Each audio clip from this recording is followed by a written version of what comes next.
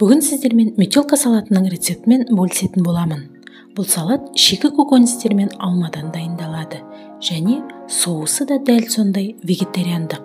Ораза ұстаушылар мен вегетариандарға таптырмас тағам.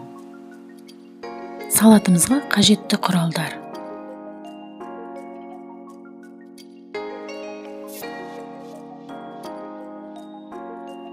алманың ортасын тазалаймыз және қабығын алып тастаймыз. Сәбізді, қызылшаны, алманы корей салатына арналған теркамен өткіземіз.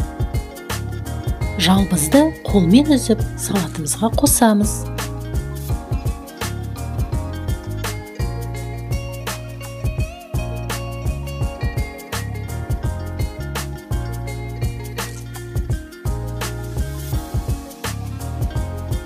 Әрі қарай соусымыздың ингредиенттерін араластырамыз.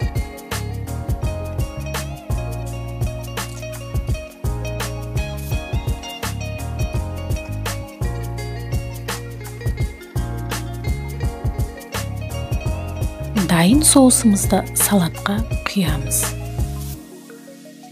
Соусымыз салатқа жақсылап сіңгенше салатты қайта-қайта араластырамыз. Салатымыз дайын, астарыңыз дәмді болсын.